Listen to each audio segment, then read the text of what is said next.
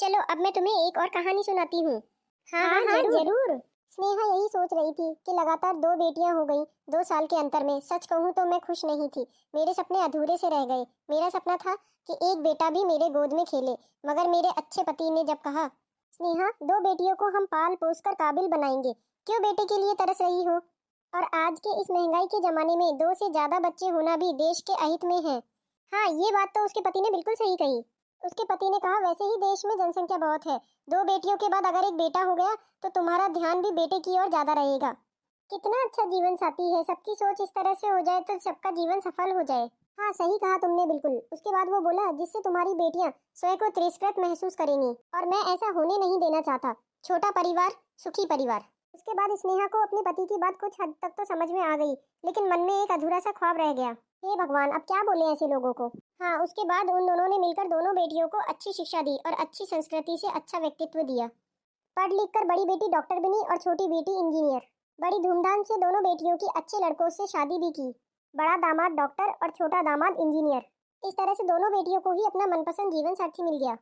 और हर माँ बाप को चाहिए ही क्या, उनकी बेटी जहाँ भी रहे हमेशा सुखी रहे। हाँ, और स्नेहा बोली, हम दोनों बहुत ही खुश थे और खुशी से जीवन बीतने लगा। मेरे पति ने जो भी संपत्ति हमारे पास थी दोनों बेटियों में आधा आधा बांट दिया।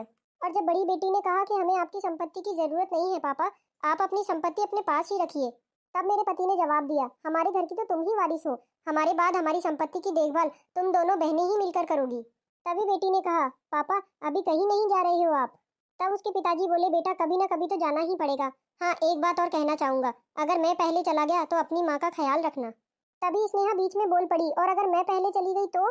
तभी उनकी दोनों बेटियां बोली, ये भी कोई कहने वाली बात है मम्मी पापा, आप लोग ऐसा क्यों कह रही हो?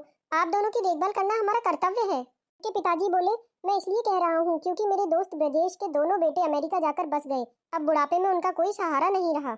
और जब 2 बेटे हुए थे तब ब्रजेश बहुत गर्वित था, यह सोचकर कि 2 वारिस पैदा हुए हैं। उसने मुझे भी कहा था, एक बार और चांस ले लो, हो सकता है तीसरी बार बेटा पैदा हो जाए। और उसने कहा, तुम्हारे बाद तुम्हारा कोई तो वारिस होगा।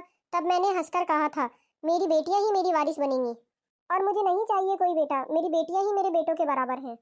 कुछ समय बाद उनके पिताजी के गुजर जाने के बाद बड़ी बेटी कृतिका ने उस जमीन पर अपने पापा के नाम से अस्पताल खोला, जो जमीन पापा ने संपत्ति के बंटवारे करते समय उसे दी थी। और अस्पताल का नाम अपने पापा के नाम से अमूल्य आरोग्य केंद्र रखा। और छोटी बेटी अमृता के नाम पर उसके पापा ने मकान कर दिया था। अमृता ने उस मकान में बच्चों के लिए एक निःशुल्क स्कूल खोल दिया और स्कूल का नाम अपनी माँ पर स्नेहा विद्यालय रखा। और इस तरह दोनों बेटियों ने अपने माता पिता का नाम अमर कर दिया। तब स्नेहा बोलती है कि आज मैं अपनी बेटियों पर गर्व महसूस करती हूँ और मेरे मन में अब कोई अधूरा ख्वाब नहीं रहा। हाँ सही कहा, कौन कहता है कि केवल लड़के ही वारिस बनते हैं, लड़कियां नहीं। जहाँ पर भी कृतिका और अमृता के पापा आज हैं, वहीं से देखकर गर्व से उनका सीना चौड़ा हो रहा होगा। हाँ, तभी स्नेहा अपने मन में सोचती है कि मुझे आज मेरी गलती का एहसास हो गया। बेटियों ने अपने कर्मों से मेरा दृष्टिकोण ही बदल दिया। तो गाइज, हम उम्मीद करते हैं कि आपको ये कहानी अच्छी लगी होगी।